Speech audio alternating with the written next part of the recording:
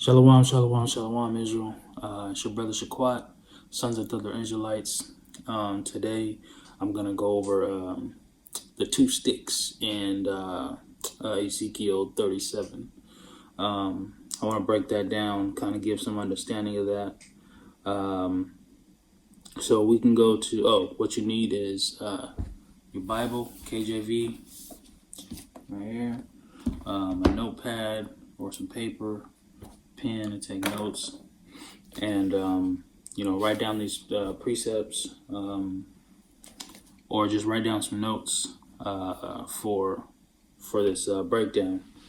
So I'm going to be reading Ezekiel chapter 37, talking about these two sticks, right? All right, so let's go to Ezekiel chapter 37, verse 15. The word of the Lord came unto me, saying, so this is Ezekiel saying that the Most High came to him and started talking to him, right? Moreover, thou son of man, take thee one stick and write upon it, for Judah and for the children of Israel is companions. So the Most High came to Ezekiel and told him, take this one stick and write the name of Judah on it, right?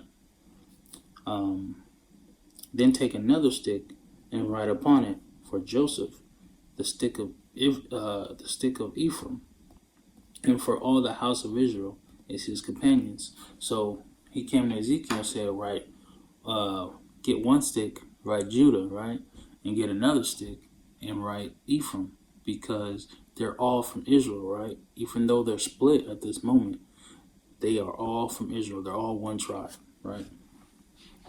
Verse 17, and join them one to another into one stick, and they shall become one in thy hand. So take these both sticks, right? Put them together, and they will be one, right? And when the children of thy people shall speak unto thee, saying, wilt thou not shew us what thou meanest by these? So he's saying, take those two sticks, put them together, and the people that Ezekiel is doing this in front of, they're going to ask him, well, what does this mean? Why are you putting these two sticks together? Why are you writing the names on these, right? Why are you writing Judah on one, Ephraim on the other, and you put them together? Why are you doing that, right? Verse 19, saying to them, thus saith the Lord, behold, I will take the stick of Joseph, which is in the hand of Ephraim, and the tribes of Israel his fellows, and I will put them with him, even with the stick of Judah, and make them one stick, and they shall be one in mine hand. So he's saying, so people's asking him, why are you putting these sticks together, right? And then the Most High said that he's going to take both nations, put them together in one, and put them together and become one nation again, right? Verse 20, and the sticks wherein thou writest shall be in thine hand before thine eyes, right? 21, and say unto them, now the Most High is telling Ezekiel to say unto them, thus saith the Lord, behold, I will take the children of Israel from among the heathen, whether they be gone, and I will gather them on every side and bring them into their own land. So the Most High told Ezekiel to tell the people that he's going to bring the northern and southern kingdom together, right? And he's going to bring them from all four corners of the earth, right? And bring them together and put them in their own land, right? And that's what he's been promising since day one, since Abraham, that he's going to put Israel in their own land, right? That was part of the covenant that he gave Abraham. Verse 22, and I will make them one nation in the land upon the mountains of Israel, and one king shall be king to them, and one king shall be king to them all, and they shall be no more two nations, neither shall they be divided into two kingdoms anymore at all. So he said that he's going to bring two nations together and make them one again, the northern kingdom and the southern kingdom. And he's going to have one king over them. You know, who's that king, man? We all know who that is. You know, it's Yahweh Shai, you know, our big bro, you know. He's going to bring two nations together and make them one, and they're going to be one kingdom, and they're going to have one king, and that's Yahweh Shai. Let's drop down to verse 24. And David, my servant, shall be king over them, and they all shall have one shepherd. They shall also walk in my judgments and observe my statutes and do them. So when we get in this land, right, we're going to keep all the commandments, you know, from doing the feast days, doing the new moons, doing everything, right? We're going to keep all the commandments, all the statutes, all the laws, right, when we get in this new land. 25. And they shall dwell in the land that I have given unto Jacob, my servant, wherein your fathers have dwelt, and they shall dwell therein, even they and their children and their children's children forever. And my servant David shall be their prince forever. So, in our land, that's what we're going to be there forever, man. Forever. We're going to keep multiplying like Bebe's kids. You know, we don't die, we multiply. You know, here's a perfect example of that. Watch this. No matter what we was going through, no matter what we was doing, we always kept having babies. No matter what persecution we was going through, no matter what captivity we was in, we constantly have babies, right? So let's go to Exodus chapter 1. Let me see where it's at. Let's start at chapter 1, verse 5. And all the souls that came out of the loins of Jacob were 70 souls. For Joseph was in Egypt already, and Joseph died, and all his generation, all his brethren, and all the generation, right? And the children of Israel were fruitful, and increased abundantly, and multiplied, and waxed exceedingly mightily. And the land was filled with them, right? So we kept having babies no matter what, right? Watch this. Now there arose upon a new king over Egypt, which knew not Joseph, right? So this new king that came in didn't know who Joseph was, because if you read in Genesis, Joseph went into Egypt and became like the Pharaoh's right hand man, right? Let me see where we at. Verse 9. And he said unto his people, behold, the people of the children of Israel are more and more mightier than we, right? Come on, let us deal wisely with them, lest they multiply. And it came to pass that when there falleth out any war, they join also unto our enemies and fight against us, and so get them up out of the land, right? Verse 11.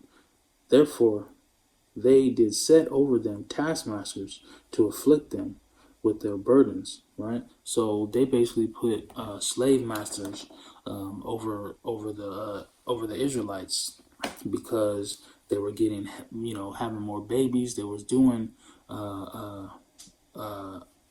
just kept multiplying, right? Like we will go back to verse 10. He said, come on, let us deal wisely with them. You know, the Pharaoh was saying, because they keep multiplying, we gotta deal with them wisely, man. We can't be stupid,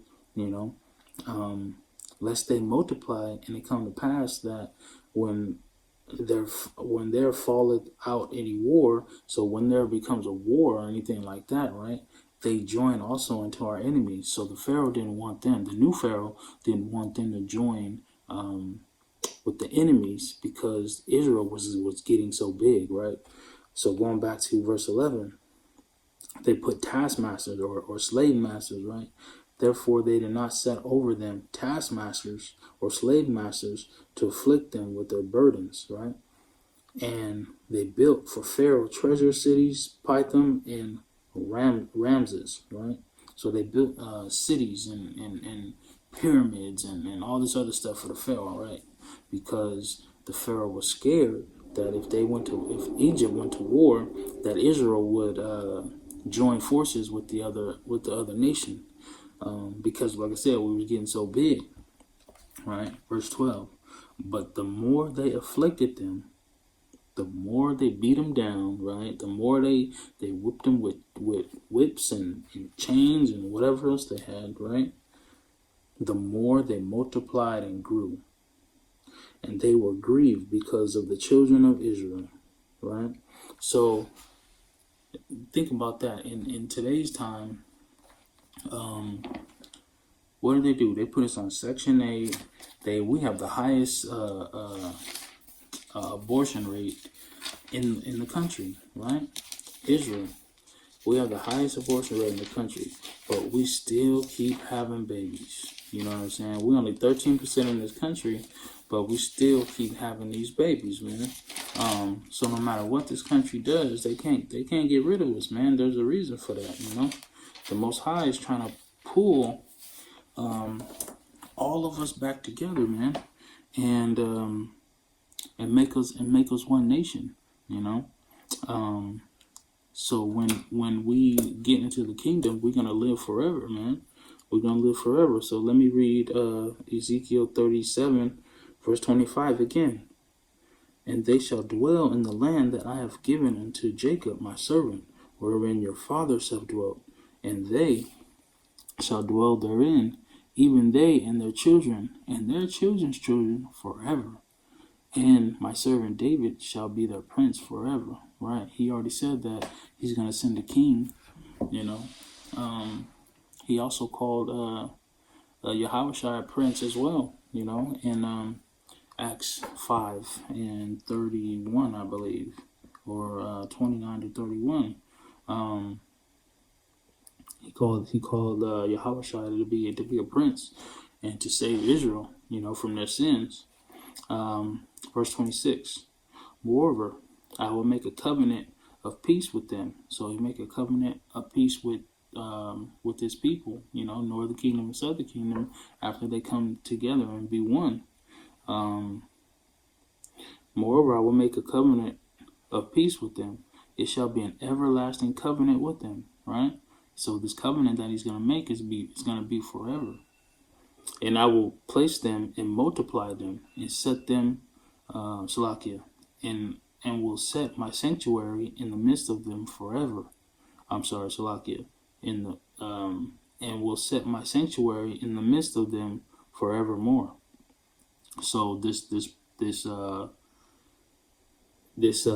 like new covenant, I guess you could say, right? He's gonna make with Israel, and it's gonna be an everlasting covenant, and it's also you know, he's gonna be in the midst of Israel forever, right?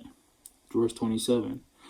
My tabernacle also shall be with them, yea, I will be their God, and they shall be my people, right? And the heathen shall know that I, the Lord, do sanctify Israel, when my sanctuary shall be in the midst of them forevermore. So these heathens are going to know that, you know, the Most High is only going to be with us, right? And we're supposed to, we're going to be possessing these people, you know, according to Isaiah 14:1 and Amos 9. Watch this. Amos 9.